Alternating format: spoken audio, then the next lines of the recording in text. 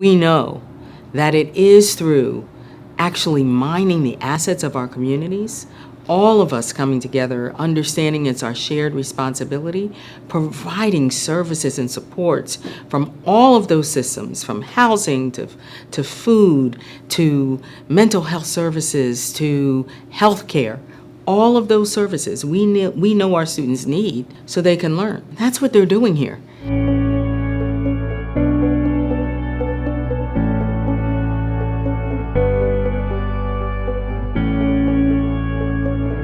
The community schools model is vitally important. It is, in fact, the model that we've been so desperately waiting for in public education, because it puts schools in their rightful place at the center of the community.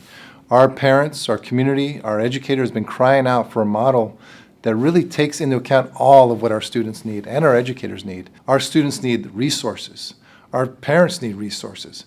And our educators need to be at the center of decision-making process around not just resources, but also about the curriculum we use, the way our schools function.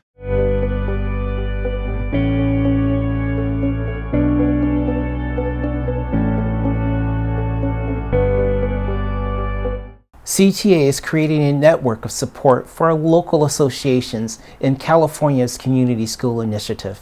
There are 20 CTA locals taking part in the NEA Strategic Campaign on Community Schools, with most receiving NEA Community Advocacy and Partnership Engagement grants to support their organizing efforts. The community schools model is really about bringing local control back to our schools and ensuring that students and parents and the community who are impacted by the school have a say in what's going on, and also that the resources that our students and our parents and our community members have, the assets, the brilliance, the knowledge that they can bring to the school community is leveraged, right? And it is leveraged for the benefit of the entire school community. Community schools have been able to really bring student supports and family supports that allowed for students to stress less on food and income and rent by being able to create wraparound services for those students and families. The community school model is critical to the work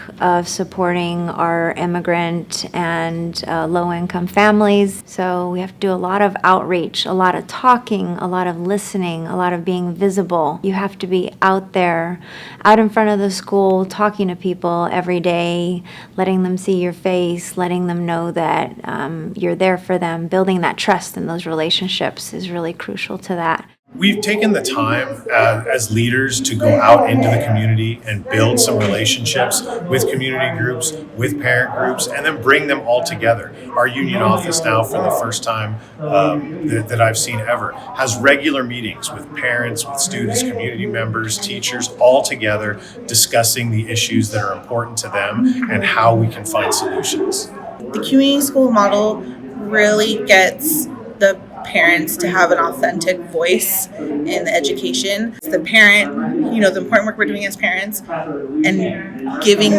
bringing those assets to the school, and the school helping us in terms of needs if we have any, but also the assets that we bring into enriching the school. Families want and students want curriculum that actually builds on community and cultural assets. That is very unique to every school site. Students and families want lower class sizes, because when you have smaller class sizes, then educators can spend more undivided time with each student, right? Students feel a level of comfort when there aren't an overwhelming number of students in the classroom. I would absolutely encourage other cities, other school districts around the country to embrace the community schools model, because truly we know that each and every community is different. Each and every community has different needs and also different assets and resources.